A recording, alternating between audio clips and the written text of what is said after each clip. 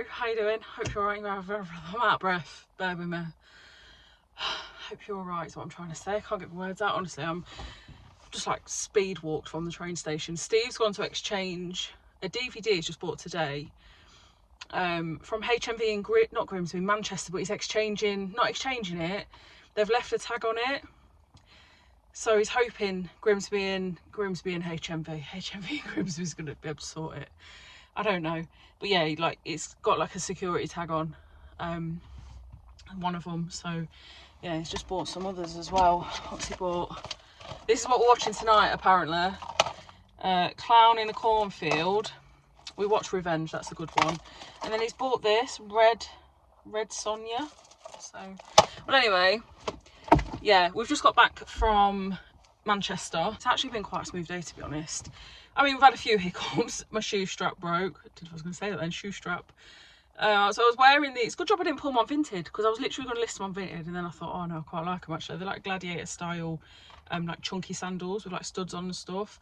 Well, I'm walking out of Manchester Piccadilly station and it snapped. And I sort of went a bit funny. There was all people behind me. It's sort of like a walk-in elevator type thing. And my foot just went really weird. And Steve's like, oh, you're all right? And I was like, yeah, it's just fucking shoes broke. What a fucking show up. So I didn't know what to do because I couldn't walk, because I needed my toes to grip, because you have to, it's like a sandal, you slide your foot into it.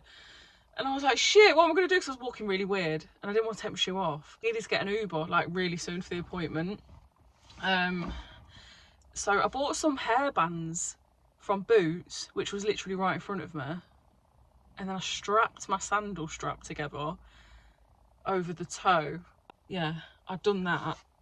Turns out I had a little bit more extra time, so I went Primark and I bought these. They're fucking horrible. I ate them. They were a £5 though. They've got all like foot slime in now. That's disgusting.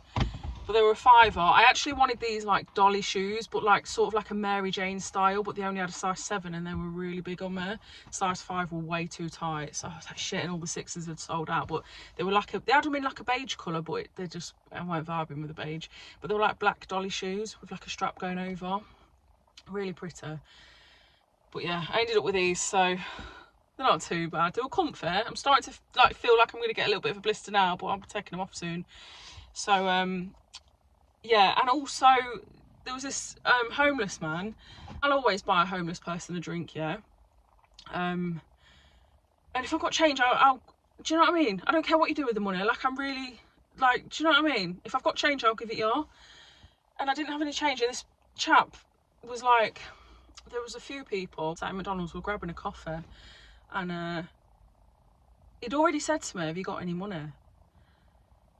And I said, no, I haven't. Like, really sorry, I haven't got any change on me. And then he kept saying it, money. And then he went, oi! And I was like, oh my God. And then they were starting on other people as well. And I was like, why?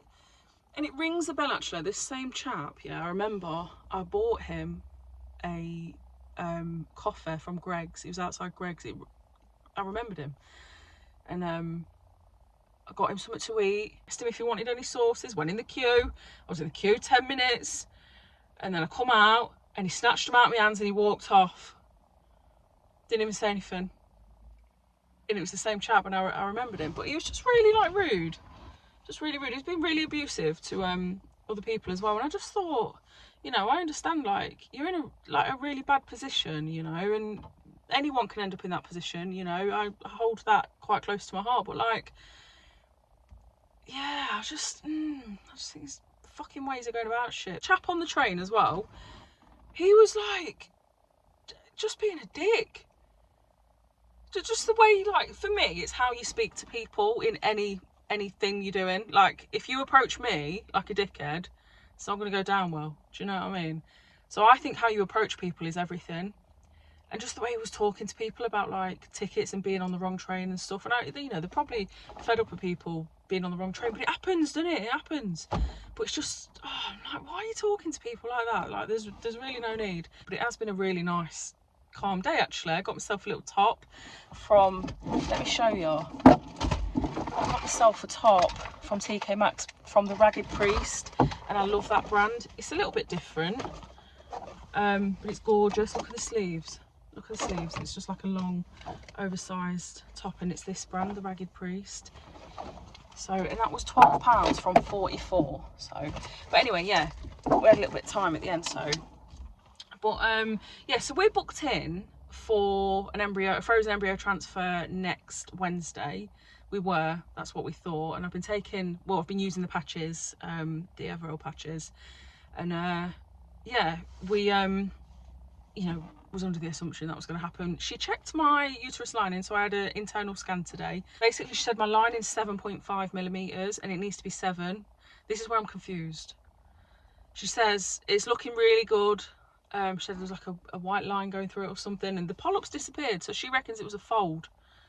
Like, sometimes your uterus can do that, and your cervix and, you know, all your bits and bobs. So yeah, there's no polyp there, which is great.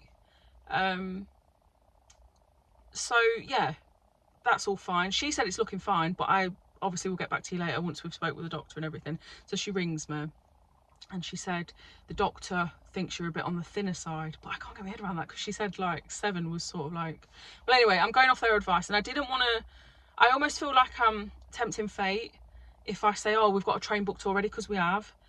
But she has said she wants us back on the Wednesday, which is when we thought we'd transfer. So it's not a wasted train ticket. It's a bit like, we've got to buy another train ticket, but it's not a wasted one, you know? So we're going to have the scan and then just have a nice afternoon out in Manchester and get the train home. So yeah, you know, it's not all like doom and gloom. But I was like quite gutted. Just felt like, oh, like, do you know when you want something and you're expecting it to be on that date, like that's what you've got in your head, and I was just like, oh. So yeah, we were really like, oh shit. But, and obviously a test date would have been before day after our anniversary. No, day before our anniversary, get it right, Faye. And now it's not until the 13th of October. So the embryo transfer is now booked in for when's it booked in for?